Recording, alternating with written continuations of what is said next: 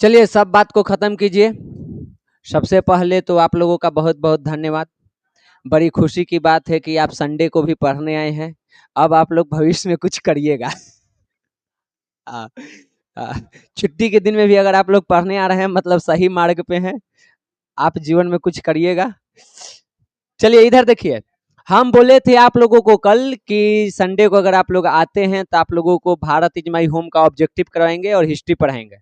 ठीक, फिर मैंने घर सोचा कि अगर आप लोग आ ही रहे हैं तो सिर्फ ऑब्जेक्टिव में टाइम काहे बर्बाद किया जाए, क्यों नहीं वो कविता को भी कवर कर लिया जाए।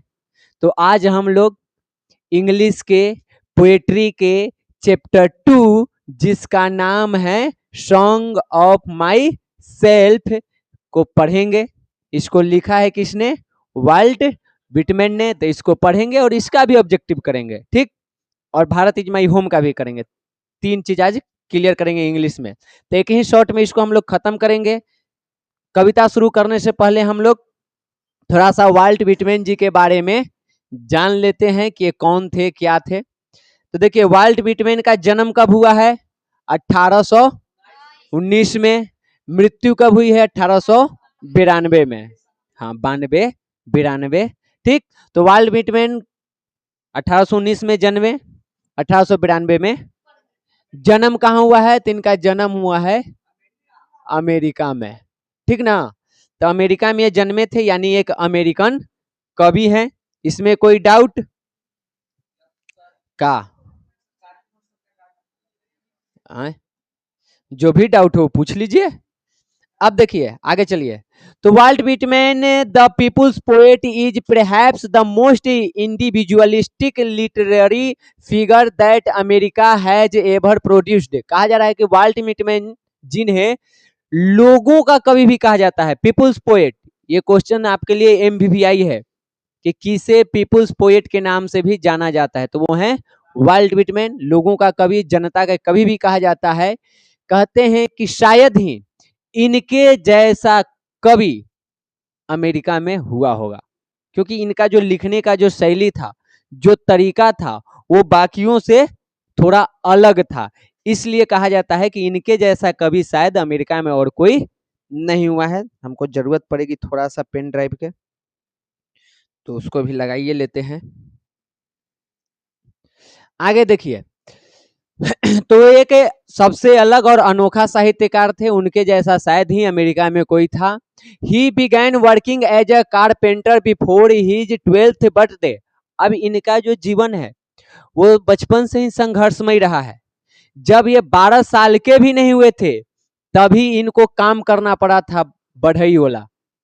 बढ़ई मतलब समझते हैं, जो लकड़ी के काम करता है, फर्नीचर बनाता है, तो वो वाला काम करना शुरू कर दिए थे। यानी कि 11 से 12 साल के उम्र के बीच में इन्होंने एक बढ़ई के रूप में काम करना शुरू कर दिया। He also worked as a printer, teacher and editor and was a volunteer nurse during the civil war. अब देखो इसके अलावा वो एक प्रिंटर के रूप में भी काम किए, एक टीचर के रूप में भी काम किए, एक एडिटर संपादक के रूप में भी काम किए। और जब अमेरिका में सिविल वार चल रहा था, गृह युद्ध, अमेरिका के लोग जब आपस में ही लड़ रहे थे एक दूसरे से, तो उस टाइम पे ये वहां पे नर्स के भी काम किए, यानी जो घायल हो जाते थे लड़ाई झगड़ा में तो उनका सेवा सत्कार भी ये किए। यहाँ तक में कोई दिक्कत है? 12 साल की उम्र में बढ़ई बने, आगे चल के प्रिंटर, टीचर, एडिटर बने, एक नर्स के रूप में भी काम किया अमेरिकन सिविल वार में। यहाँ तक क्लियर हो गया। वॉलेंटियर के मतलब होता है स्वयं सेवी, यानी खुद से, मतलब अपनी इच्छा से वो काम कर रहे थे। समझ गया? हाँ वॉलेंटियर तो समझ रहे हैं, तो दिमाग में काहे आ रहा है है ना? वही बात है ना, वही बात। आगे देखिए, Whitman's poetry all of which is collected in leaves of grass is known for its free rhythms and lack of rhyme. यही हमको समझाना है तुमको। देखो विटमैन्स के जो भी कविता है, सभी कविताओं को एक जगह रखा गया है और उस किताब का नाम क्या है? Leaves of grass. यानी जितनी भी ये कविता लिखे सबको एक जगह रख दिए, एक संकलन में, एक किताब में। जैसे आप लोगों को पढ़ाए थे 11th में रविन्द्रनाथ टैगोर के पूरे कविताओं का संग्रह है, उसका नाम है गीतांजलि। खाली उसमें उनका रविन्द्रनाथ टैगोर की कविता है। वैसे ही वाल्ट विटमैन का कई सारी कविताएं हैं और उन सारी कविताओं को एक जगह रखा गया और उस किताब का नाम रखा गया लीव्स ऑफ ग्रास। तो लीव्स ऑफ ग्राफ में इनका लीफ ऑफ ग्रास में इनका पूरा कविता के कलेक्शन है। और इनकी कविता जो है वो फ्री रिदम वाला होता है और बिना कोई राइम के होता है। ये दो चीज समझो, तुम जितना भी गाना गाते हो या कविता पढ़ते हो तो वो एक रिदम में होता है। रिदम मतलब बराबर बीटिंग पे, लय पे। विपिन समझ में आ रहा है? बीटिंग है 1 2 3 4 16 मात्रा 3 ताल, बस वही। तो एकदम बराबर होता है बीटिंग, यानी कि उतना ही पे वो शब्द उसी टाइम पे एकदम गिरना चाहिए। जितना भी गाना सुनते हैं तो हम लोग नॉर्मली सुनते हैं तो पकड़ में नहीं आएगा, लेकिन जो संगीतकार है, जो गाने के जानकार है, वो उस म्यूजिक को सुनते ही पकड़ लेगा कि ये किस लय में काम कर रहा है और वो ये हाथ से एक ताली देगा कि देखो इस बीटिंग पे ये काम कर रहा है और इसी पे तुमको रिहर्सल करना है, इसको गाना है। तो उसी को कहते हैं रिदम, लय। ठीक, ये चीज समझ में आया? कविता को भी हम वैसे ही गाते हैं। जब भी हम कविता गाते रहते हैं तो एक गाने के रूप में उसको लय बना के गाते हैं कि खूब लड़ी मर्दानी वो तो झांसी वाली रानी, एक लय में जाते हैं। कि एक सुने बने थे ना कि मानो बनो मानो जरा, तुम लोगों को इस के बचपन में याद करवाए थे हैं? हाँ, है भूल करना प्यार भी है भूल करना, और कुछ, हाँ, तो है सबसे बड़ा भूल करना किसी का आसरा, मानो बनो। क्या कर रहे हैं? एक लय में, जब कविता याद होती है तो उसको हम एक लय में गाते हैं। या इंग्लिश के भी कोई भी कविता पढ़ोगे कि ट्विंकल ट्विंकल लिटिल स्टार, तो ये क्या कर रहे हैं? हम एक लय में नानी तेरी मोरनी को मोड़ ले गए, एक लय में है कि नहीं है? साथ ही साथ उसमें राइमिंग होता है, यानी लास्ट वाला वर्ड दूसरे से मैच करेगा, देखने में एक समान लगेगा कि नानी तेरी मोरनी को मोड़ ले गए। अब बाकी जो बचे थे काले, अब मोड़ और चोर ये दोनों क्या हो रहा है? एक दूसरे से मैच कर रहा है। इसी को क्या कहते हैं? राइम कहते हैं। लेकिन इनकी कविता में न तो तुमको कोई रिदम मिलेगा, यानी न तो कोई लय मिलेगा और न ही कोई राइम मिलेगा। जैसे एक तुमको आगे कविता पढ़ना है, उस कविता का एक हम दिखाते हैं, उसमें देखो राइम है। अगला कविता जो तुम लोग पढ़ोगे ना, उसमें आप लोगों को राइमिंग पढ़ना है। देखना सब राइम राइम में मिलेगा। कुछ वर्ड दिख रहा है? वर्ड साफ साफ दिख रहा है? देखो, फास्ट लास्ट मैच कर रहा है, gone on, right delight, freeze knees, back track, reprove love, ये क्या चीज है? वुड फूड, डम्ब कम, एक राइमिंग दिख रहा है। शुरू से कुछ ही बोलते हो, लास्ट वाला लाइन एक दूसरे से मैच कर जा रहा है, ये है तुम्हारा राइमिंग। लेकिन अभी जो कविता तुम लोग पढ़ने वाले हो उसमें कोई राइमिंग तुमको नहीं मिलेगा, इस तरह के मैचिंग वर्ड आप लोगों को नहीं मिलेगा। यही इनकी कविता की एक विशेषता है कि न तो इसमें कोई लय होता है और न ही इसमें कोई राइम होता है। Whitman first publish it at his own expense इन 1855। अब विटमैन की जो कविताएं थी उसको प्रकाशित करना था, छापना था। छापने में पैसा लगता है, क्योंकि मार्केटिंग करना है, लोगों तक उसको पहुंचाना है, तो पैसा खर्च होगा। तो अगर तुम्हारा काम बढ़िया रहेगा, कविता कहानी या जो भी तुम लिखो वो बढ़िया रहेगा, तो कोई दूसरा कोई आएगा पब्लिशर और वो तुमको ले लेगा, वो खुद तुमको पैसा देगा कि आप अपना कहानी कविता हमको दीजिए, हम अपने कंपनी से इसको छापेंगे, बदले में आपको पैसा भी मिलेगा। लेकिन अगर मान लीजिए आपका बढ़िया नहीं है या डिमांड नहीं है मार्केट में, तो कोई क्या इन्वेस्ट करेगा आपके कहानी कविता के ऊपर? तो इनके कहानी कविता के ऊपर कोई भी इन्वेस्ट करने वाला नहीं था। तो पहली बार ये अपने पैसे से अपने कविता को प्रकाशित किए। चीज क्लियर है? इनका जो भी कविता था वो प्रकाशित करने में पहले ये खुद का पैसा लगाए, जो भी कमाए थे वो लगा करके और अपने कविता को प्रकाशित कर दिए। कब? 1855 में। However, the free form of the poem and the joyful dedication to the importance of the individual were not well received at first. अब इनकी जो कविता है वो थोड़ा मानवता के बारे में बात करता है और थोड़ा फ्री होके बात करता है। मतलब वो कहीं पे वाल्टमिंट में ये नहीं देखते हैं कि अरे ये हम बोल देंगे तो मेरे जो रीडर्स हैं, जो मेरे कविता पढ़ने वाले हैं या मेरे देश के जो लोग हैं वो बुरा मान जाएंगे। अगर वो गलत है तो वो गलत उसको लिखेंगे, तुम में कमी है तो वो कमी लिखेंगे। अब भले तुम उस चीज को एक्सेप्ट करो या ना करो, जो चीज है वो बोलेंगे। और इस कारण से जब इनका पहला बार ये कविता आया तो लोगों ने उसको पसंद नहीं किया, क्योंकि बातें थोड़ी तीखी थी और लोगों ने कहा इनके कविता को काटते हुए कि इनकी कविताओं में अश्लीलता बहुत ज्यादा है, इसलिए इनका कविता हम नहीं पढ़ेंगे। तो शुरुआत में इनके कविता को कोई नहीं पढ़ता था। संघर्ष सीखो कैसे कैसे होता है। यहाँ तक कि जब तक ये जीवित थे तब तक अमेरिका के लोग इनकी कविता को उतना वैल्यू नहीं दिए। उनके मरने के बाद इनके कविता को वैल्यू मिला है। अपने पूरे जिंदगी में नहीं देख पाए कि मेरा कविता कितना लोगों पर प्रभाव डाल रहा है, हमेशा इनको निगेटिव चीज देखने को मिला। तो कई बार तो संघर्ष ऐसा होता है कि तुम करते करते मर जाओगे लेकिन उसका फल नहीं मिलेगा, मरने के बाद फल मिलेगा। ऐसे कई सारे कवि हुए हैं जिनके मृत्यु के बाद उनकी कविताएं फेमस हुई है। तो उसी में से एक हैं आपके वाल्ट विटमैन। देखो आगे कहा जा रहा है, in fact his collection of poem cost Whitman his jobs. एक तो कि जब ये अपना कविता प्रकाशित किए तो सबसे पहले तो इनका कविता कोई पसंद नहीं किया, ऊपर से इनको नौकरी से भी निकाल दिया गया, जो नौकरी कर रहे थे उससे भी निकाल दिया गया, ये कह करके कि आपके कविता में ऑब्स्केन है यानी अश्लीलता है, और इस बात को लेकर के उनको नौकरी से निकाल दिया गया था। In 1881 after many editions Leaves of Grass finally found a publisher willing to print it uncensored. लेकिन 1855 से 1881 के बीच कई बार वो कविता बार बार छप छप के बिकते रहा और तब जाकर के एक पब्लिशर आया, एक कंपनी आया और वो कहा कि हम वाल्ट विटमैन के कविता को पब्लिश करेंगे अपने कंपनी से, और उसने पब्लिश किया। जब उसने पब्लिश किया तो उनका कविता यूरोप में खूब चर्चित हुआ। ये हैं कहाँ के? अमेरिका के। इनकी कविता कहाँ चल रही है? यूरोप में। दोनों अलग अलग महादेश है, अमेरिका अलग महादेश में है और यूरोप अलग एक महादेश है। तो यूरोप में खूब चर्चित है, खूब बिक रहा है, लेकिन अभी भी इनका कविता अमेरिका में उतना नहीं सराहा जा रहा है जितना कि यूरोप में हो रहा है। कविता किसके लिए लिख रहे हैं?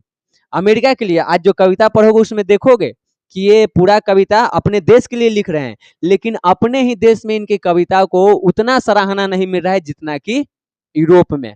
तो कहाँ बिक रहा था कविता इनका? पूरा यूरोप में। ठीक। It was only after his death that he could win appreciation in America for his original and innovation expression of American individualism। लेकिन कहा जा रहा है कि जब ये मर गए, इनको मृत्यु हो गई इनकी, उसके बाद ही अमेरिका के लोगों ने इनकी कविताओं को पढ़ना शुरू किया, उसको सराहना शुरू किया था। पूरी जिंदगी में जब तक ये जीवित रहे इनकी कविता को अमेरिका में उतना पॉपुलैरिटी नहीं मिली जितना कि मिलना चाहिए। वो कब मिला? जब ये मर गए तब।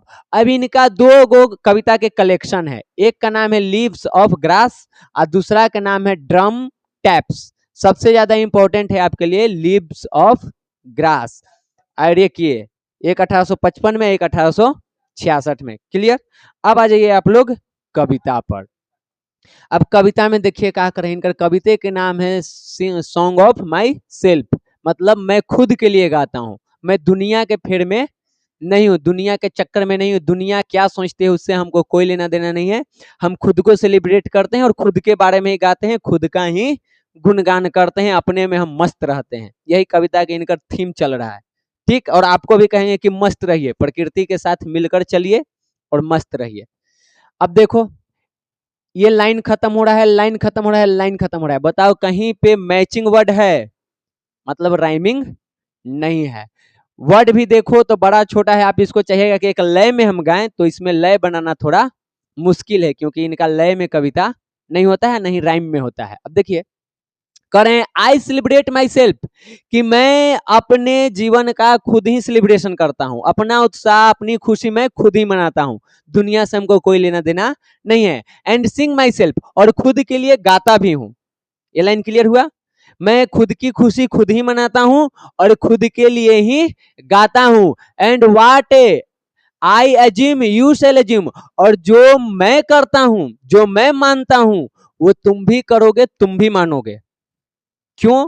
For every atom belonging to me as good belongs to you, क्योंकि जिन कणों से, जिन चीजों से मैं बना हूं, उन्हीं चीजों से तुम भी बने हो। तो जो चीज मैं मानता हूं वो चीज तुम भी मानोगे। अब ये तुम अपने लिए समझो या अमेरिका के लोगों के लिए समझो, लेकिन वो यही कर रहे हैं कि हम अपना जीवन खुद ही सेलिब्रेट करते हैं, खुद के लिए ही गाते हैं, और जो हम मानते हैं वो तुम भी मानोगे, क्योंकि जिस चीज से हम बने हैं उसी चीज से तुम ही बने हो, तो जो हम सोचते हैं वही तुम भी सोचोगे। अब पूरे यहाँ पे हम लोग अगर अपने धर्मशास्त्र में चले तो मनुष्य का निर्माण जो 5 एलिमेंट से हुआ है, 5 तत्व से। पृथ्वी है, जल है, वायु है, आग है, आकाश है। 5 से मिल करके हमारा शरीर बना। तो सबका वैसे ही बना है, जैसे मेरा वैसे इसका, ऐसे इसका, ऐसे उसका, सबका एक ही है। तो जो हम सोचेंगे वही तुम भी सोचोगे, जो हम मानेंगे वो तुम भी मानोगे। वही चीज ये यहाँ पे कर रहे हैं। हाँ, तो क्या हो गया? गरीब न है हो, गरीब हैं, बेईमान नहीं है। ना हम बेईमान का हम था, हम कोई गद्दारी थोड़ी के लिए, बेईमानी की बात है। आगे देखिए, I loaf and invite my soul, कि मैं भटकता हूँ, लोभ मतलब होता है भटकना, एंड इनवाइट माई सोल, और अपने आत्मा को आमंत्रित करता हूँ। I lean and loaf at my ease observing a spear of summer grass, कि मैं झुकता हूँ, भटकता हूँ, आराम करता हूँ, और उसके बाद गर्मी के दिनों में जो घास के नोकीले पत्ते होते हैं उसको ऑब्जर्व करता हूँ, उसको देखता हूँ। ये चीज क्लियर हो रहा है? अभी क्लियर ना हो रहा है। पहला चीज वो क्या कर रहे हैं कि हम अपने में मस्त रहने वाले हैं, हमको दुनिया का कोई फिक्र नहीं है, हम अपना भटकते रहते हैं, घूमते रहते हैं, फिर अपने आत्मा को आमंत्रित करते हैं, बुलाते हैं, यानी पूरे आत्मा को अपने साथ जोड़ करके वो इस प्रकृति में जो भी चीजें हैं उसको वो आनंद लेते हैं। फिर वो झुकते हैं, भटकते हैं, आराम करते हैं, और गर्मी के दिनों में जो घास होता है उसमें जो नोकीला नोकीला निकला रहता है उसको देख रहे हैं, और वो कहीं ना कहीं इस चीज से अपने आप को प्रकृति से जोड़ रहे हैं, वो प्रकृति की खूबसूरती को देख रहे हैं। अगर समझ में नहीं आ रहा है तो नीचे देखो क्या कहा जा रहा है। कभी शांत और आराम की स्थिति में बैठ जाता है, अपनी आत्मा से खुद को जोड़ता है, यानी अपने आप को ढूंढता है, अपने आप को अपने आप से जोड़ता है, और जोड़ने के बाद वो प्रकृति के जो छोटे छोटे दृश्य हैं, यहाँ पे घास को दिखाने का यहाँ पे मुख्य उद्देश्य यही है कवि का, कि प्रकृति का जो छोटा से छोटा चीज भी बनाया हुआ है, जो खूबसूरती है, उसको भी हम देखते हैं। उदाहरण में दे दिया है, गर्मियों में होगी घास के पत्ती। बताओ कौन अपन जीवन में घास को देखता है? हम लोग तो रोज घास देख रहे हैं, उस पर ध्यान देते हैं, लेकिन अगर आप प्रकृति की खूबसूरती को देखना चाहेंगे, जब उस चीज से जुड़ने लगेंगे, तो हर चीज को आप अलग तरीके से देखिएगा और उसमें आपको मजा आएगा। उसकी अपनी एक कहानी होती है। अगर कोई कवि बैठ जाए तो घास पे अपनी एक कविता लिख देगा और उसका एक अपना अर्थ होगा। समझ गई? ऐसा कविता लिखने का काम मुख्य रूप से करते हैं विलियम वर्ड्सवर्थ। खाली वो नेचर पर लिखते हैं, खाली नेचर पर। कभी फूल पर लिख देंगे, तो कभी एगो पत्ती पर लिखेंगे, तो कभी जंगल पर लिख देंगे। तो इस तरह से उनका कविता होता है। तो यहाँ पे इस लाइन से वो यही दिखाना चाह रहे हैं कि हमारा प्रकृति के साथ गहरा संबंध होता है और हमें इस चीज को समझना चाहिए। समझ गई? वो प्रकृति से अपने गहरा प्रेम को यहाँ पे व्यक्त कर रहे हैं कि घूमो, भटको, अपने में मस्त रहो और प्रकृति से जुड़ के रहो, उसकी खूबसूरती को देखते रहो। आगे देखो, ये लाइन बढ़िया समझ में आएगा। अब ये बात कर रहे हैं अपने देश के लिए। पहला में वो खुद के लिए कहे, दूसरा में प्रकृति की बात कर रहे हैं, अभी तीसरा में वो अपने देश के बारे में बात करेंगे, अमेरिका के बारे में। क्या कर रहे हैं? My tongue every atom of my blood formed from this soil this year, कि मेरा जीभ, यहां तक कि मेरे खून का हर एक कतरा, हर एक कण किससे बना है?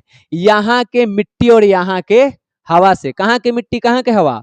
अमेरिका के मिट्टी और अमेरिका के हवा से बना है। born here of parents born here from parents the same and their parents the same। कह रहा है कि मेरा जन्म यही हुआ है, मेरे माता पिता का जन्म यही हुआ, उनके माता पिता का जन्म यही हुआ है, और उनके माता पिता का जन्म भी यही हुआ है। यानी वो अपने देश के प्रति वो भक्ति को दिखा रहे हैं, एक तरह से उनका अपना जो राष्ट्र के प्रति जो लगाव है उसको दिखा रहे हैं कि इसी राष्ट्र से, इसी देश से मेरा अस्तित्व है। मेरे दादा, परदादा, पापा, मम्मी जो भी हैं सब यहीं पे जन्मे। तो मेरा जो ये शरीर है, मेरा खून का एक एक कतरा जो है वो इसी देश से बना है। इस देश के हम ऋणी रहेंगे, ठीक? इसका मेरे ऊपर कर्ज है। तो एक तरह से यहाँ पे वो अपने देशभक्ति को दिखा रहे हैं। क्लियर इस चीज को? आगे बढ़ा दें? क्लियर मियाँ? तोरे पर हमारा डाउट है? कौची समझ में ना रहा है? आ? न तो ओकर दिक्कत है, हमर दिक्कत है कि उसको समझ में काहे नहीं आया। मुंह देख के पता चल रहा है कि अगर माथा में पार कर रहा है, थोड़ा सा ब्रेक लो, उसको समझाते हैं बढ़िया से, एक एक लाइन में। चल मैया, यहाँ से तो कविता शुरू हो लू, अब शांति से समझ। कविता के पहला लाइन में कवि क्या कर रहा है कि अपने आप में तुम मस्त रहो जैसे कि हम रहते हैं। पहला लाइन में यही है कि हम अपना गुणगान खुद ही करते हैं, खुद के लिए गाते हैं, हम अपने आप में मस्त हैं। और तुमको भी ये बात मानना पड़ेगा, कहे कि जिस चीज से हम बने हैं, जिस वातावरण में हम पैदा हुए हैं, जन्म लिए, वहीं पे तुम भी हो। तू भी मनुष्य है, हम भी मनुष्य हैं। तो अगर तुमको कोई दो थप्पड़ मारे तो तुमको इंसल्ट फील होता है, हमको भी मारेगा तो इंसल्ट फील होगा। अगर कोई तुमसे प्यार से बात करे, अच्छा लगता है, तो हमको भी लगेगा। तो हम जो मानते हैं वो तुमको भी मानना पड़ेगा, क्योंकि हम सभी एक ही चीज से बने हुए हैं। ये चीज क्लियर हुआ? अब इलेल अपने आप में तुमको क्या करना है? मस्त रहना है, खुद के गुणगान में लगा रहो। आगे दूसरा लाइन में क्या कर रहे हैं कि हम एक फकीर आदमी जैसा है भाई, हम भटकते रहते हैं, अपने में मस्त रहते हैं, अपने आत्मा से जुड़ते हैं, यानी खुद को ढूंढ रहे हैं, खुद से सवाल कर रहे हैं, खुद से बात कर रहे हैं।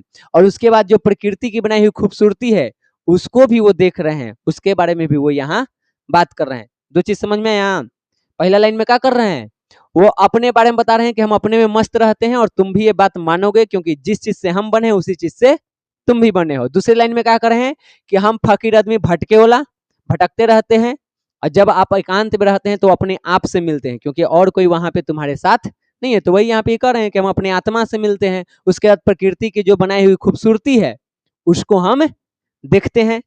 तीसरा स्टेंजा में क्या कह रहे हैं जी, ऐसे ही पूरा एक ही स्टेंजा है कि मेरे शरीर का हर एक कण किससे बना हुआ है, तो मेरे देश के मट्टी और मेरे देश के हवा से बना हुआ है। मेरे माता पिता, उनके माता पिता के माता पिता, सभी लोग कहाँ जन्मे?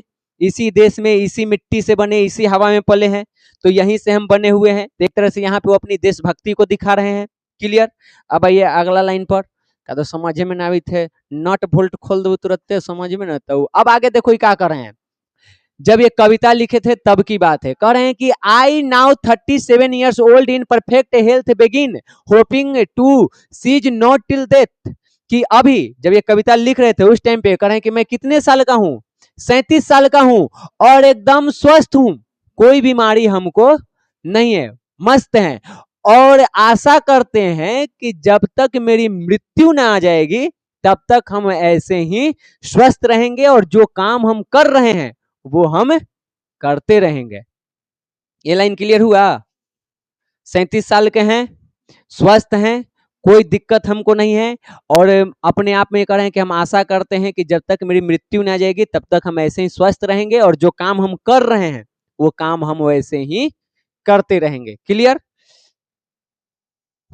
आगे देखिए, Creeds and school in abeyance, returning back while sufficient at what they are but never forgotten। कह रहे हैं कि यहाँ पे ये मानवता की बात कर रहे हैं। हम सभी लोग किसी न किसी धर्म से जुड़े हुए हैं, किसी न किसी विचार से जुड़े हुए हैं। ठीक, स्कूल में जो पढ़े हैं वो एक विचारधारा, शिक्षा प्रणाली, उन सारी चीजों से हम जुड़े हुए हैं। ये कह रहे हैं हम लोगों से या अमेरिका के लोगों से कि कुछ समय के लिए क्या करो, तुम उन सारे धर्म के जो भी विचारधारा हैं, जो भी धर्म को तुम मानते हो उसके जो विचारधारा है उन सबको तुम भूल जाओ, भुला जाओ तुम्हारा धर्म क्या कहता है, तुम्हारे स्कूल में तुमको क्या सिखाया गया है, उन सारी चीजों को तुम भूल जाओ और अपने आप में तुम जियो मस्त होकर के। लेकिन एक चीज और कर रहे हैं कि तुम भुलाने की कोशिश करोगे लेकिन भूल नहीं पाओगे, वो फिर से वापस आएगा, बट नेवर फॉरगॉटन, कभी नहीं भूल पाओगे। बस कुछ क्षण के लिए उन सारी चीजों से, उन धर्मों से, उन विचारधाराओं से आप अलग हटिए और थोड़ा सा अपने आप को समय दीजिए, खुद में जीना सीखिए। समझ गए? यही बात वो यहाँ पे कह रहे हैं कि कुछ समय के लिए धर्म मत शिक्षा प्रणाली को दूसरी ओर रख दीजिए कि साइड हटो तुम, और क्या करिए, आप उसको पूरे तरह से अस्वीकार ना करिए कि हम ये धर्म को मानते ही नहीं है, इस बात को मानते नहीं है। आप कुछ समय के लिए उस चीज से दूर रहिए, एकांत में रहिए और स्वतंत्र पूर्वक अपना जीवन को जीना शुरू करिए। थोड़ा स्वतंत्र पूर्वक जिए और प्रकृति को समझें, नेचर का आनंद ले, प्रकृति क्या कर रहा है उसको देखें। बाकी धर्म विचारधारा तो है ही है, लेकिन कभी कभी इन सब चीजों से मुक्त, कभी उठाए कमंडल सोच हो गए, जा रहे हैं, कहाँ जा रहे हैं, आगे का होगा हमको कोई पता नहीं है, बस निकल गए, जा रहे हैं सफर में, मजा ले रहे हैं, तो उस दौरान तुम्हारे लिए न तो धर्म होगा, न विचार होगा, तुम्हारे लिए एक प्रकृति होगी और तुम होगे, और उसका एक अलग आनंद होता है। तो वो बात यहाँ कर रहे हैं कि इस चीज को भी कभी करो। आगे वो कर रहे हैं आई हार्बर फॉर गुड और बैड, कि मैं अपने अंदर अच्छा और बुरा दोनों का स्थान देता हूं। कोई भी व्यक्ति है वो पूर्णतः ना तो अच्छा हो सकता है ना तो बुरा हो सकता है। हर आदमी के अंदर, हर व्यक्ति के अंदर अच्छाई और बुराई दोनों है, वो घुस ही जाता है अंदर। तो ये कह रहे हैं कि मैं अपने अंदर अच्छाई और बुराई दोनों का स्थान देता हूं। I permit to speak at every hazard, और हर मुद्दे पर मैं बोलने का प्रयास करता हूं, खतरा उठाता हूं। जो गलत है उसको मैं गलत कहता हूं, जो सही है उसको मैं सही कहता हूं। परिणाम की हमको कोई चिंता नहीं है, अगर सही है तो सही है, गलत है तो गलत है। Nature without check with original energy, बिल्कुल वैसे ही जैसे प्रकृति बिना कोई रोक टोक के ऊर्जा देते जा रही है, देते जा रही है, देते जा रही है, वैसे ही हम भी बिना रोक टोक के अपना काम करते जा रहे हैं। जहां गलत है गलत होगा, जहां सही है वहां सही होगा। जो गलत रहेगा उसको हम गलत कहेंगे, जो सही रहेगा उसको हम सही कहेंगे। इस तरह से अपने जीवन में मस्त हैं। समझ में आया? तो पूरे कविता में कवि जी क्या करना चाह रहे हैं, क्या बोलना चाह रहे हैं तुमसे? पहला चीज, अपने आप को इंपॉर्टेंस दो। दूसरा चीज, प्रकृति को भी इंपॉर्टेंस दो, कभी उसकी खूबसूरती को देखो। अपना देश जो है तुम्हारा, उसका कर्ज है तुम्हारे ऊपर, तो उसको भी थोड़ा इंपॉर्टेंस दो। और इस तरह से अच्छे को अच्छा और बुरे को बुरा कहते हुए अपना सफर में चलते रहो, तब तक जब तक कि तुम्हारी मृत्यु ना आ जाए। काम करते रहो, यही इनका कहना है। क्लियर? क्लास खत्म की जाए। तो ये था आपका कविता, क्लास हुआ खत्म।